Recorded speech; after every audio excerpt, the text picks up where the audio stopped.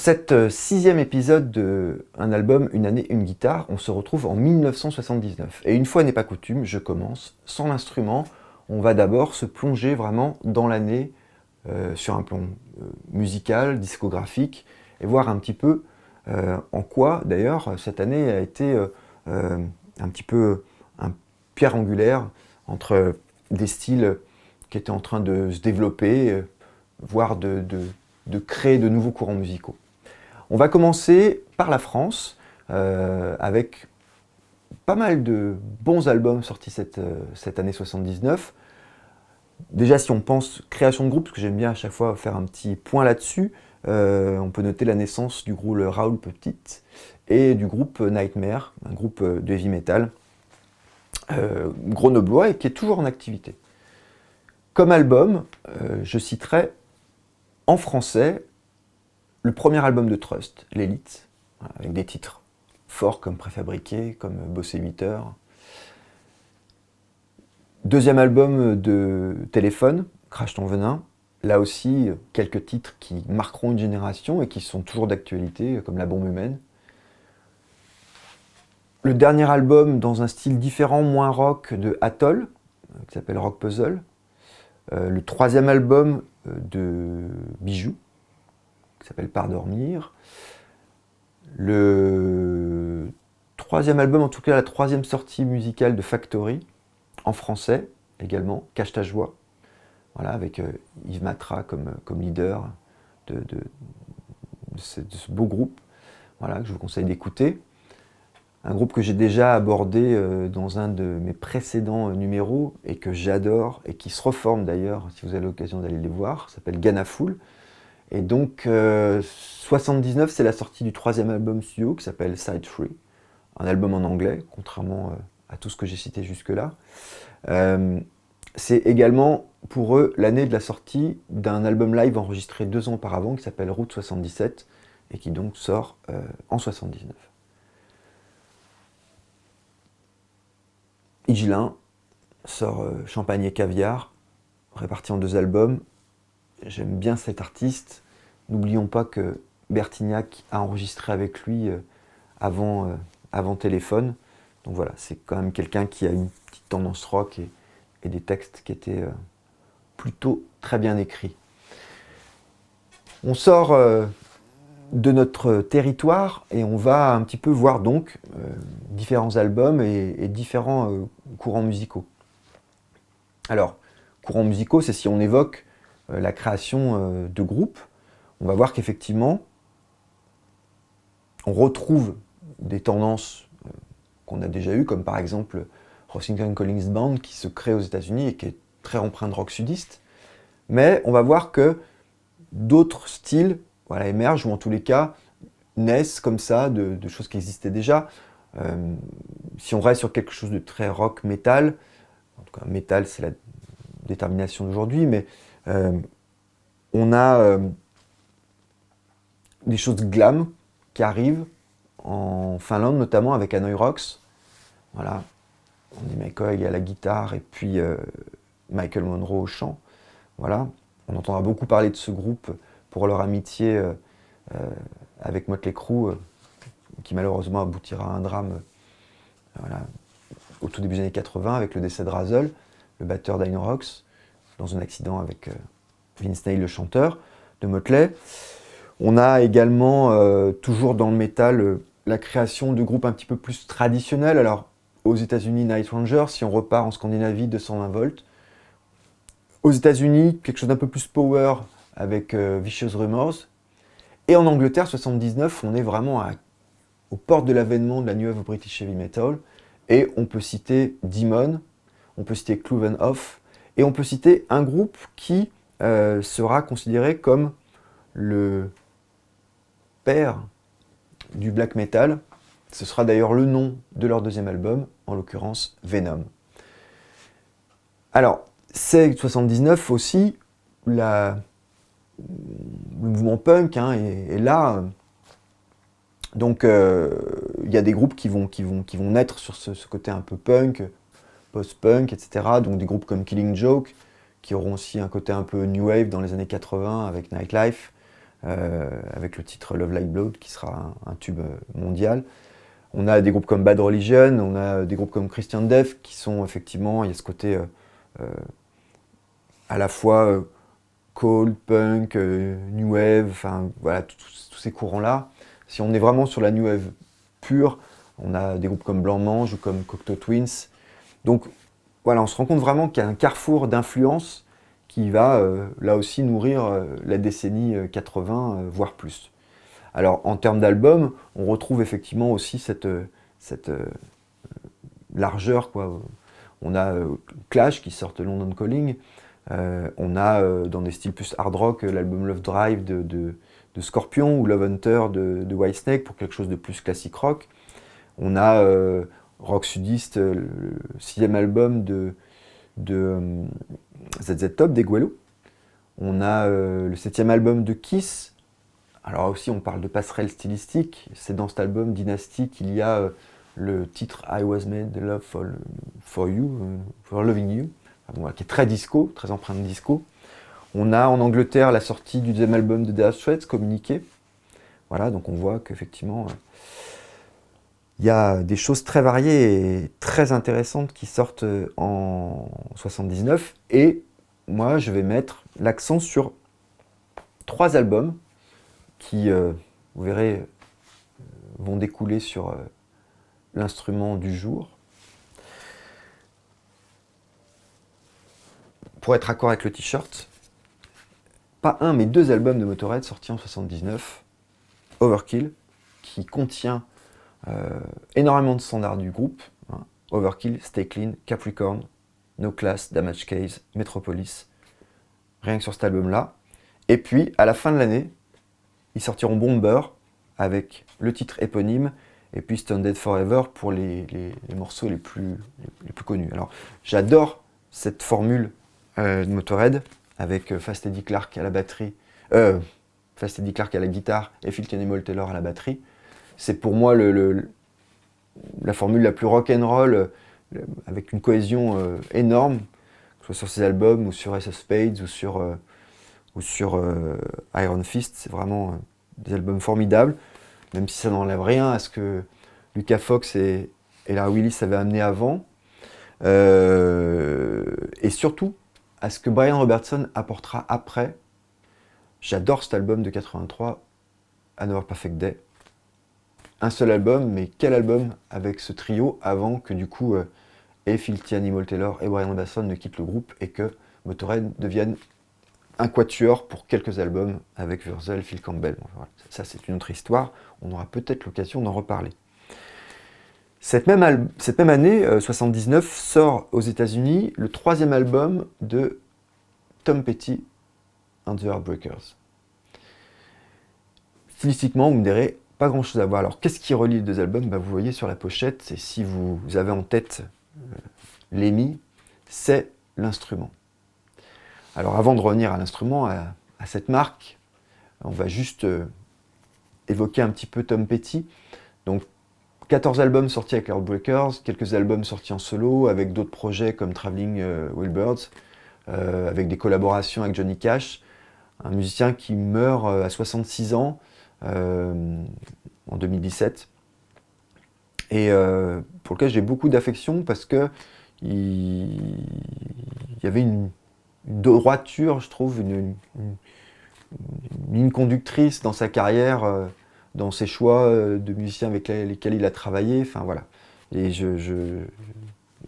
voilà, c'est un musicien qui me touche, et c'est un ensemble discographique que je trouve très intéressant. Comme je vous le disais, sur cette pochette, que vous voyez encore au-dessus, on le voit avec une magnifique Rickenbacker. Alors qui pour le coup ne lui appartient pas, elle appartient à son guitariste, qui lui a prêté pour l'occasion, un guitariste qui s'appelle Mike Campbell, et qui a acheté ce modèle, donc qui est très, vous voyez, ressemblant à celui-ci, sauf que la différence c'est une 12 cordes, on en parlera un petit peu après. Donc qui a acheté ce modèle justement spécifiquement pour enregistrer l'album, et ils ont trouvé intéressant d'en faire la pochette de l'album. Donc comme je disais, c'est une 12 cordes, Et quand on voit la photo, on n'imagine pas, parce que le manche est quand même très standard. Pour le coup, ça a été un modèle phare chez Rickenbacker. Rickenbacker, c'est déjà une marque qui sonne de manière extrêmement cristalline. C'est très brillant comme son, et les 12 cordes ont renforcé encore plus cette impression-là, avec, on le verra, quelques spécificités dans la fabrication qui sont très intéressantes sur le plan technique. Mais on va revenir maintenant en arrière, on va voir un petit peu comment la marque s'est construite, et comment ces modèles très singuliers sont apparus sur le marché. Donc à la base, on est en 1925 quand un immigré suisse s'installe à Los Angeles et crée son atelier d'usinage. Il s'appelle Adolf Rickenbacher et il a dans ses clients principaux une marque qui s'appelle National String Instrumental Corporation qui fabrique des guitares. C'est une association de deux personnes qui ont créé cette entité. Il y a John DePiera et puis Georges Beauchamp. Georges Beauchamp, c'est un guitariste et son problème, comme le problème de tous les guitaristes à cette époque-là, c'est comment faire passer la guitare au-dessus de l'orchestre, au-dessus du groupe. Et donc, il travaille sur des micros. Il pose des brevets pour fabriquer des micros. Alors, entre-temps, National va créer le dobro. Hein, ça, c'est quand même important de le signaler. Cette fameuse guitare qui ressemble à une folk, mais qui est toute métallique et qu'on voit d'ailleurs sur la pochette de l'album Brothers in Arms de Dire Straits, c'est une dobro, voilà. Et National, c'est la marque qui va créer ça. Mais, encore une fois, l'objectif vraiment de Beauchamp, c'est d'avancer sur ce micro et il va proposer quelques brevets, mais devant le refus de son associé de travailler plus encore sur l'aspect électrique de la guitare, il va quitter la marque et s'associer avec Adolf Rickenbacher et ils vont en 1931 monter la première entité qui va s'appeler Ro-Pat In Corporation. En 1932, ça se transforme en un nouveau nom qui sera en l'occurrence Electro String Instrumental Corporation et ce sera la sortie de ce modèle qu'on avait abordé, je crois, à la précédent épisode, qui s'appelle la Frying Pan. Et on a cette impression effectivement de poêle à frire, on voit là sur la photo, mais ça a le mérite effectivement d'être la première vraie création électrique. Voilà, on a un micro qu'on appelle micro fer à cheval, qui passe au-dessus des cordes, et puis qui, avec des aimants, permettent de capter chacune des cordes. Voilà. La marque devient Rickenbacker dans la foulée, on est en 1932-33. Pas Becher, mais Baker. Voilà, il va modifier son nom, transformer le H en un K, apparemment pour rendre hommage, en tous les cas, profiter d'une popularité d'un célèbre pilote de chasse de la Première Guerre mondiale. Voilà. Et en 1935, c'est le deuxième coup d'essai, un modèle qui s'appelle Ken Roberts. C'est une guitare type vraiment jazz, voilà, comme vous pouvez le voir sur la photo. Et là encore, on retrouve le principe du micro fer à cheval, c'est-à-dire qu'il passe au-dessus des cordes. Deux choses vont se passer. Un, l'apparition de ce qu'on a appelé le micro-alnico, qu'on avait déjà abordé, l'alliance de l'alliage de plusieurs métaux, l'aluminium, le nickel et le cobalt, qui va transformer la conception des micros. De deux, la guerre arrive, donc il y a une période un petit peu comme ça de latence. En tout cas, ce qui est sûr, c'est qu'il manque à cette entreprise un luthier. Puisque là, ce modèle Ken Roberts, ils l'ont sorti en association avec la marque Harmony. D'ailleurs, c'est un modèle qui sort à une cinquantaine d'exemplaires et qui va se vendre en 2017 sur une vente aux enchères 7,5 millions de dollars. Donc c'est une guitare extrêmement rare, c'est la première considérée, enfin l'une des premières électriques. On voit que 35, c'est vraiment le moment aussi où Gibson pose une première ébauche de guitare électrique commercialisée. Voilà, donc on est vraiment dans ce départ de marché. Et le tournant pour la marque, c'est l'arrivée sur le territoire américain d'un fils de luthier allemand qui a fait aussi ses études et qui s'appelle Roger Rossmail. Et il s'installe donc en 52 aux États-Unis. En 53, il va travailler pour la marque Gibson. Ça ne va pas durer très longtemps. Et il rejoint en 56 Rickenbacker. Et en l'espace de 8 ans, la totalité des modèles seront créés. Alors on va d'abord avoir en 56 la combo 400 qui va après générer aussi les 4000, c'est-à-dire les basses. Voilà, parce que autant il y aura plusieurs modèles de guitare, autant en basse finalement il n'y aura que le modèle 4000. Et il y aura en 57 les modèles Capri qui eux vont après aller sur les séries 300 et les séries 300F. C'est-à-dire celles qui auront non pas deux pans coupés, mais là un arrondi, une guitare beaucoup plus jazz, avec une conception intéressante, notamment une caisse un peu qui rentre vers l'intérieur, qu'on va appeler German Cave, puisque donc c'est le luthier d'origine allemande qui va créer ce modèle. Et puis, la combo 400 va évoluer pour, au niveau de la forme, arriver sur ce qu'on appelle la Cresting Wave, voilà, et les modèles 600 qui en découleront.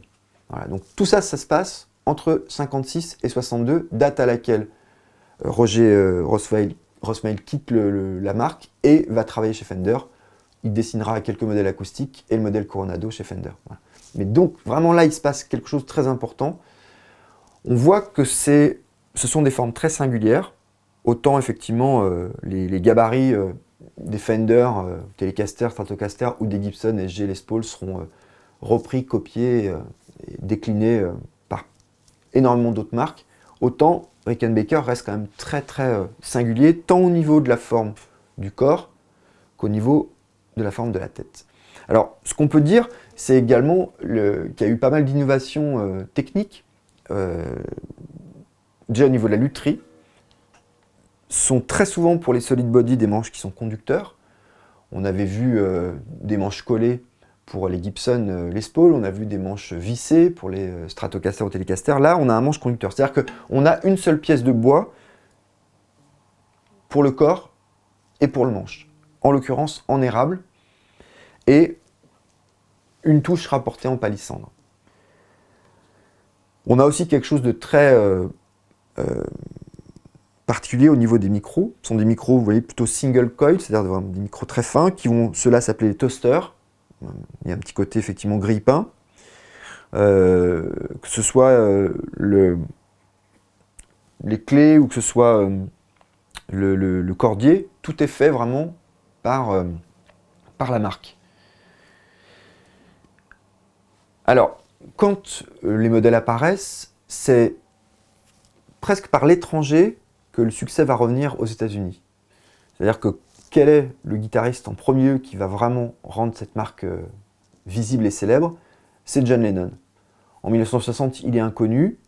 Il a comme une de ses idoles un musicien belge qui sera naturalisé américain qui s'appelle Toots Thielemans, qui est multi-instrumentiste et qui utilise une Rickenbacker.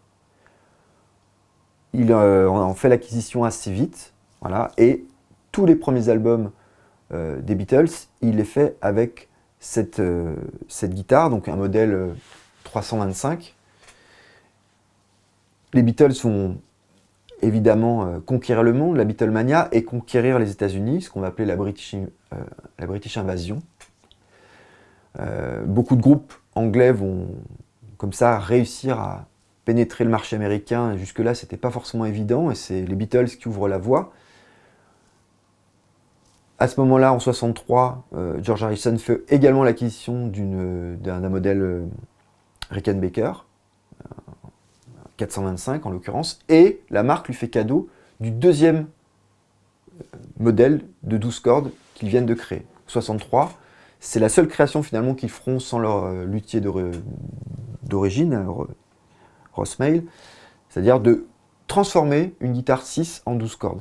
Et alors ça, c'est une vraie prouesse parce que c'est la seule marque qui va utiliser exactement le même manche pour une 6 et pour une 12 cordes. Donc il y a un travail énorme qui a été réalisé, notamment pour arriver à rentrer les clés sur la tête qui est extrêmement petite. Donc au lieu d'avoir 12 clés qu'on voit, on n'en voit que 6 et les 6 autres sont montées sur les clés à la perpendiculaire. Donc on a réduit vraiment la taille, etc. Ça change aussi la répartition des cordes. Elles sont souvent mises à l'envers par rapport à une 12 cordes classique sur la répartition de la corde grave et de l'octave. Voilà. Donc prendre en main une 12 cordes de Rickenbacker demande un petit peu de temps. C'est pas quelque chose qu'on a l'habitude d'avoir. Et c'est donc effectivement ce type de modèle-là qu'on verra sur la photo de couverture de Tom Petty. On reviendra là-dessus un tout petit peu plus tard. On va continuer avec la manière dont du coup la marque se développe. Dans la foulée donc de cet avènement des Beatles et de cette reconnaissance de la Rickenbacker, des guitaristes comme Roger McGuinn des Byrds vont l'utiliser. Un titre comme Mr. Tambourine Man, le riff, il est fait avec une Rickenbacker. De la même manière qu'en Angleterre, Pete Townshend se l'appropriera aussi pour les premiers titres Substitute et My Generation des Who. Donc voilà, c'est un instrument qui va avoir son heure de gloire dans les années 60. Avec ce côté un peu British pop, on se rend compte que c'est une guitare qui ne supporte pas la distorsion. Les micros ne sont pas faits pour. Voilà, c'est vraiment une guitare qui brille en son clair, hein, comme on peut l'entendre sur le type d'accord, premier accord de Hard Day's Night des Beatles. Ouais, mais ça ne marche pas vraiment en distorsion. Et donc, voilà, on va avoir une guitare qui va un petit peu tomber comme ça dans l'oubli, jusqu'à ce que, entre autres, Mike Campbell donc, achète, juste avant l'enregistrement du 3e album, une 12 cordes, 150 $. Il espérait en fait avoir un modèle 372 comme l'avait George Harrison. Il trouve ce modèle-là, 620, c'est-à-dire cette forme-là. Il est déçu, c'est pas ce qu'il attend. Il l'achète quand même, il en a besoin. Il négocie ça à 150 $. Et quel investissement il vient de faire, puisqu'en fait, il va se rendre compte au numéro de série que c'est la 3e guitare 12 cordes fabriquée par Rickenbacker. Aujourd'hui, évidemment, c'est une guitare qui est voilà, et qui générera d'ailleurs un modèle signature qui ne s'appellera pas Mike Campbell, n'exagérons pas, ce n'est que le guitariste de Tom Petty, ça sera une Tom Petty signature et ça deviendra le modèle 660 que j'ai là. Voilà. Donc je vous ai décrit effectivement la lutherie, etc. Je viens de vous dire que c'est une guitare qui finalement avait retrouvé ses lettres de noblesse à la fin des années 70. Effectivement, l'avènement de la New Wave et des sonorités un peu cristallines va la remettre au devant de la scène. On l'entendra par exemple dans les Smiths avec Johnny Marr, on l'entendra avec le guitariste de R.E.M., on entendra ça avec Tom York dans Radiohead un petit peu plus tard, on l'entendra avec des guitaristes comme Pete Doherty, comme Jeff Buckley, comme Jack White, voilà, des groupes plus récents comme Casabian vont utiliser ces guitares-là. Donc voilà, ce son très cristallin, c'est quand même une vraie marque de fabrique. Et bizarrement, et on fait le retour à Motorhead, c'est dans les styles rock qu'on va retrouver l'utilisation de la basse Rickenbacker. Là aussi, les Beatles sont un super ambassadeur, puisque après avoir utilisé en début de carrière sa basse violon Hofner,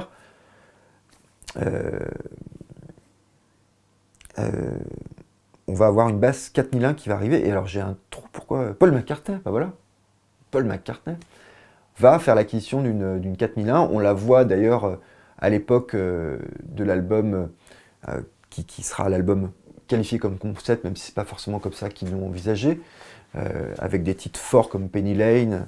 Voilà. Et donc, dans cet album Sgt. Pepper, Lonely Heart, on a la basse 4001 qui sonne, et elle va finalement influencer toute une génération de bassistes. On la retrouvera avec Chris Squire dans Yes, Mike Rutherford dans Genesis. On va la retrouver dans des groupes un peu plus rock comme dans Deep Purple avec Roger Glover, ou avec le bassiste Geddy Lee de Rush. Voilà, on l'aura aussi avec le bassiste de Black Sabbath. Et donc, comme on l'a vu, Lemmy Kilmister, qui toute sa carrière aura cette basse, à tel point qu'il finira, et c'est bien normal, par avoir un modèle signature. Ça sera la 4004 LK, Lemmy Kilmister.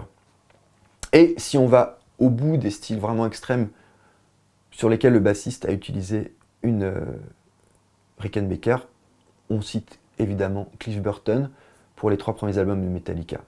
Voilà. C'est le moment d'écouter un petit peu cette guitare sonnée. Je vais vous la mettre en musique sur le titre le deuxième titre de l'album Don the Torpedoes, donc de Tom Petty and the Heartbreakers. C'est parti. Here comes my girl.